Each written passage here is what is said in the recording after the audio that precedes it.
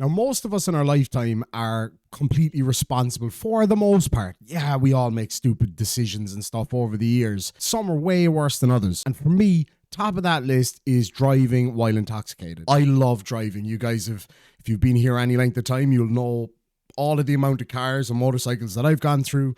I love fast cars. I love fun cars. Thing about it is when you're behind the wheel of one of those, you're driving around in a 1 to 3 ton weapon. So it's already bad enough. You already need to be extremely careful, but then you add alcohol into this whole thing. Now, I don't know how it is in the country that you're watching this from right now, but here in Ireland, there's actually a huge taboo around the whole thing about drink driving, as we call it. DUI, DWI, whatever the case may be. If you lose your license for that here, it is a very serious social taboo. So can you imagine not getting caught once, twice, 5, 8 times, 9 times? No, 10 times.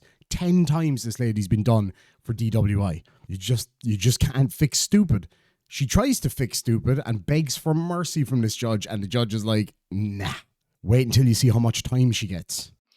All right, this is cause number 24, DCCR 0122, State of Texas versus Catherine Welch. Ma'am, are you Catherine Welch? Yes, Your Honor. And Ms. Welch is here with her attorney, Mr. Gertz. State's attorney is present. Ms. Welch was previously in court, entered a plea of guilty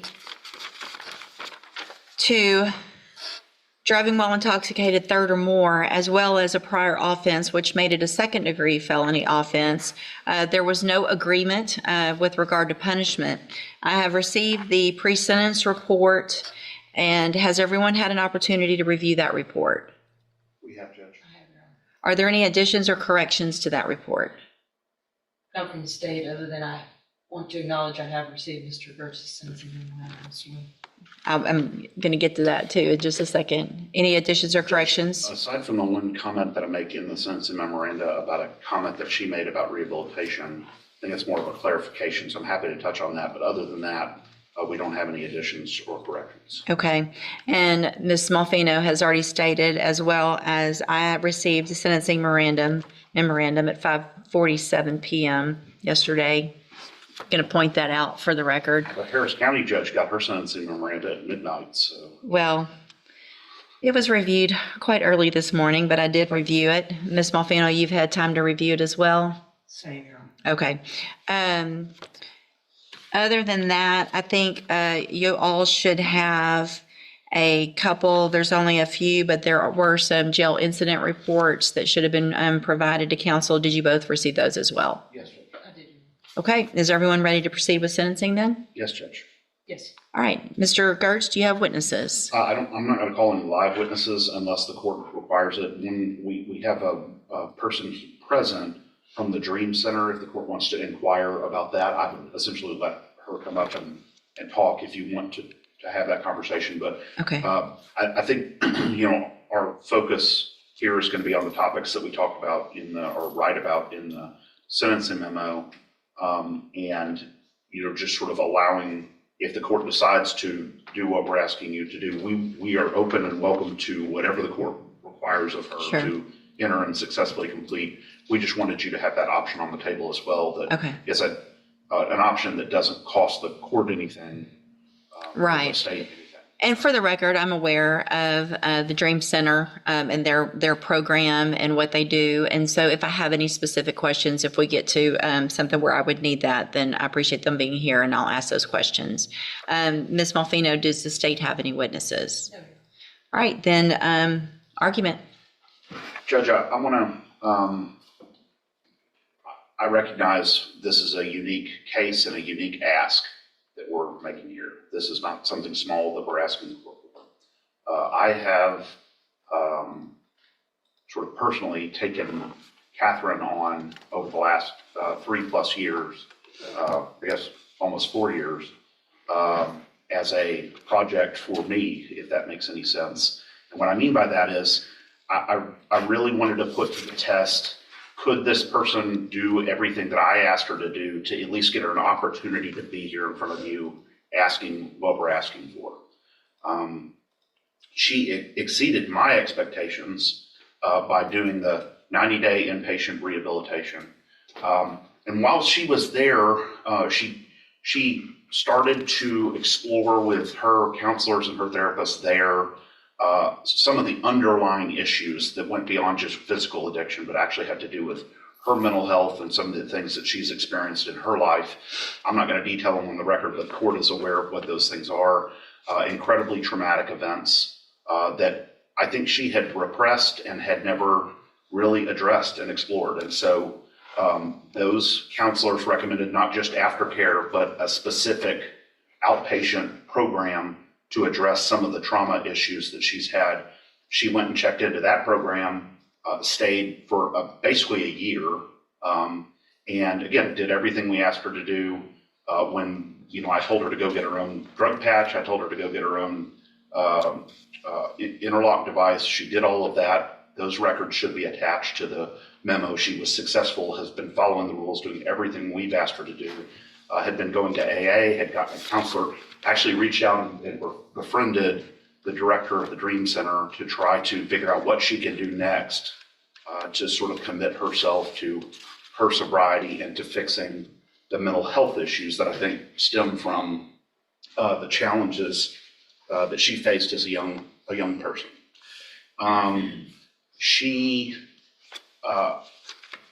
Sometimes it's easy to look at one side of the ledger, the rap sheet or the criminal history, and think that defines this person. What I have been fortunate enough to do is to really dig down and get to understand her as a human, and see that all the progress she's made, all the effort she's made, and see what she's done well and all of the problems that she's been addressing well. She's obviously very anxious about this day, but we've been looking forward to this day as well to be able to present that. And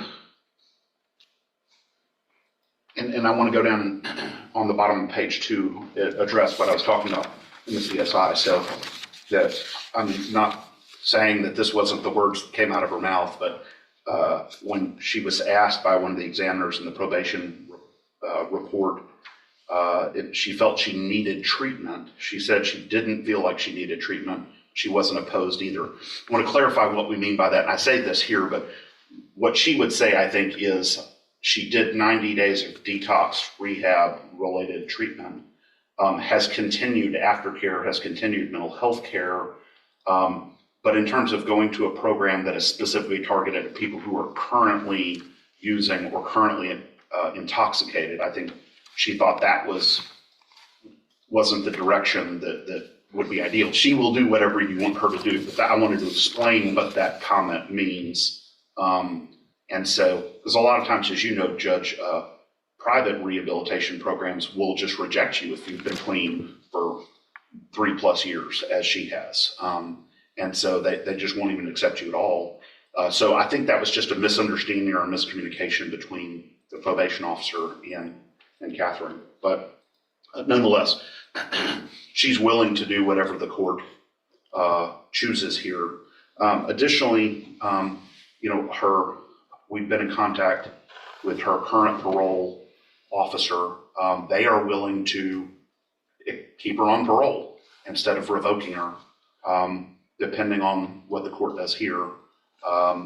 And so that was encouraging as well. I think we had the same kinds of conversations with them about her recovery and about her efforts. And so I think that was an encouraging sign from them. And then finally, Judge, you see, we didn't want to focus too much on support from the community because, again, this isn't just a run-of-the-mill case. This is a different focus. But she is married. She has a family. She recognizes the impact that all of this has had on her family and her relationships, the strain it has put on her husband, both financially and also emotionally. And she accepts responsibility for that, and is asking the court to consider this extremely rare position that we're asking the court to take here. Obviously, if the court would like her to address the court, she is happy to do that. Or I'm not sure how you want to proceed on that. Okay, thank you. Ms. Malfino? Judge, I don't envy the position that the court is in. Ms. Maureen, I do take very seriously the comments of Mr. Burks. I take him at his word for that, and I hope that all of those things are true. It's difficult for me as a representative of Jefferson County and the state and the citizens that work on the roads every day to stand up and say I agree with probation, but I don't disagree with the things that Mr. Gertz has said and the information that is in his sentencing memo. To play the other side of the coin, does it suggest that she received the benefit of the doubt already by me waiving the habitual status that she could have been facing based on her number of priors? Does it seem in good conscience that I can say I ignore all of those priors? Absolutely not. But obviously, we have seen that her multiple trips to the penitentiary have resulted in no change of behavior until hopefully now in these last 3 years. And I do sympathize with Ms. Welch as an individual. Again, it's hard for me as a district attorney, assistant district attorney, to say that I concur with the punishment being probation, but I don't, again, disagree with the comments that Mr. Gertz has. We've had multiple conversations about this case. I know he's worked very diligently at it. I don't really know, Judge, and that's why it's before you, that putting her in prison for 20 years and her getting out in 2 versus an extensive probation period where she can continue the recovery she's been doing is a better option. But again, I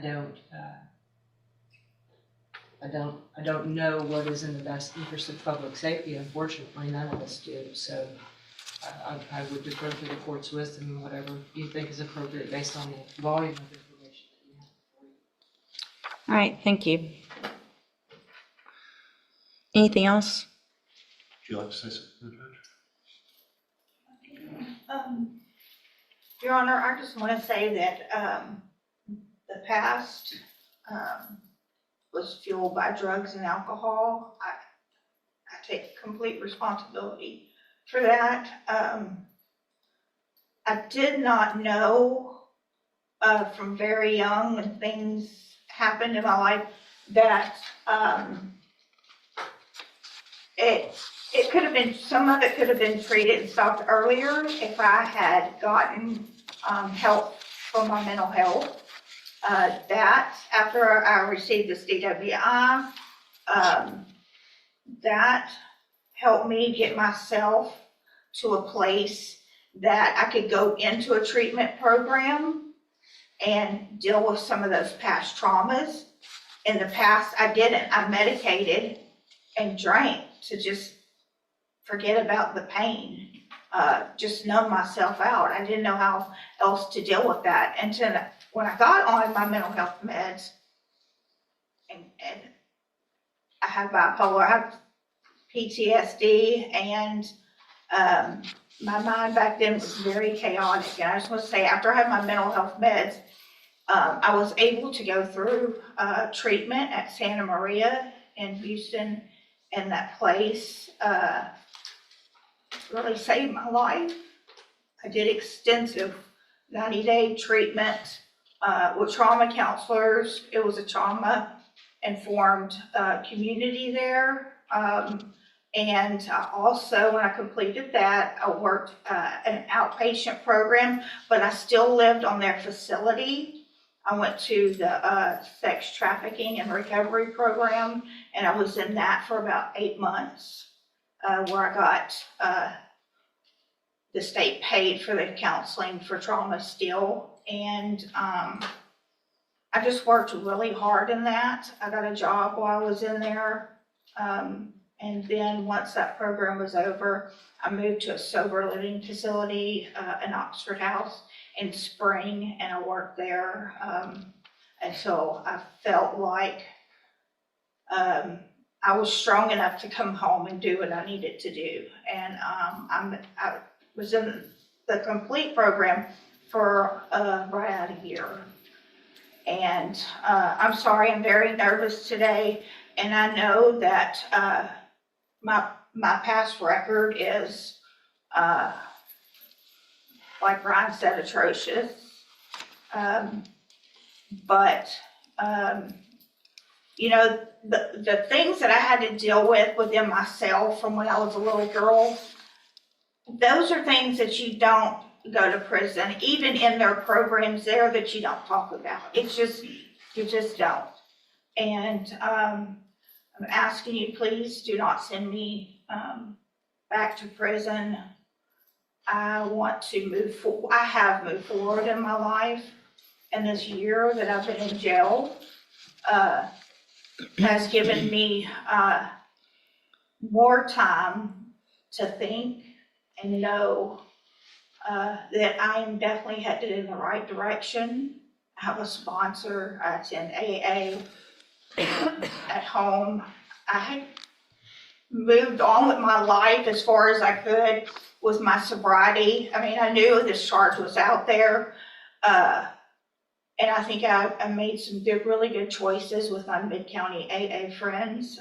They've helped me a lot, and I am open to anything. I will abide by all the rules and do anything that's asked of me. And I think, I know now that I'm responsible and capable of taking care of my business and my life. Thank you.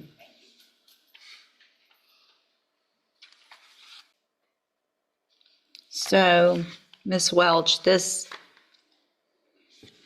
Malfino probably said it yet best, and I get this often, and I don't envy my position, and this is the worst part of my job. But I worked hard to get here, and it's my job. Part of my job, it's several things, and it's to look at, obviously defendants and giving chances and things like that, but it also is about making our community safe. And I have to look back. This is your 10th DWI. It's not your 5th. It's not your 8th. It's the 10th. And while I understand the trauma that you went through, that you've been to safe P 3 times. You've been given opportunities on probation where they were revoked. You've had opportunities while you were on parole to do what you have done now. And while I appreciate what you've done, and I think that's great, and my goal isn't to, to stop any improvement, but I can't, in my opinion, in good faith, go home tonight, look myself in the mirror and say I gave somebody on their 10th DWI, that your last sentence was for 15 years in prison. The one before that was for 10. The one before that, you've gone to another 10 year back in 09. I mean, this goes back to the 90s. You got a 10-year sentence in 2011. While you're on parole for that one, you get another one. So they give you 15 years and you get out and you're on parole and you do it again. The fact is, we're just lucky that you haven't killed someone in our community 9 times over, being given opportunities. I just can't do it. I'm going to find that you entered your plea of guilty freely and voluntarily. I'm going to find and your plea of true to the prior offense. I'm going to find sufficient evidence to find you guilty, and at this time find you guilty of driving while intoxicated. I'm going to sentence you to a term of 18 years in the institutional division of the Texas Department of Corrections. You will receive credit on that sentence for any time that you've been in custody that the law gives you the right to receive. You're going to be handed a trial court certification that shows this was not, well, I guess there was an agreement because the waiver of the enhancement, which could have been a 25 to life, as Mr. Gertz said. So I'm going to hand you the certification that shows this was an agreement. You've waived your right to appeal. I'm also handing you a written admonishment regarding your ineligibility to possess a firearm or ammunition. Possession, because of the judgment entered against you, you're ineligible under Texas law to possess a firearm or ammunition. Possession of a firearm or ammunition could lead to charges against you. You should read the written admonishment I provide you. If you have any questions about that, you can talk to Mr. Gertz. And Ms. Welch, I take no pleasure in this. This is extremely difficult for me. I understand to some extent addiction, and I understand that you are on a better path. However, there have been plenty of opportunities in the past where you were on a better path and you got back out and you got back on our roads again. And so good luck to you, ma'am. Thank you, Mr. Gertz and Ms. Malfino. Court will be adjourned. Look, I get it. She's had a hard life. And forgive me for being somewhat maybe uncaring here, but cry me a feckin' river. You got caught over and over and over and over again. You ended up locked up for some serious time over it. They had the grace to give you parole, to let you out to try again. And what do? You go back and you do the exact same thing again. 10 times she's been caught, lads. How many times has she done it, though? How many times has she put so many people's lives at risk? Yeah, 18 years is a lot of time, especially for a driving offence. But let's face it, it's a driving offence that could result in the death of so many different people. We see it every single day. The amount of people here in Ireland that are killed by drink drivers every day, it's nuts. And we've got a very small number compared to the rest of the world. Anyway, lads and lassies, let me know what you thought about this whole thing. Absolute clusterfuck. I don't know, what do you do with somebody who just keeps coming back and doing the same shit over and over again? We catch you in the next one. Slán.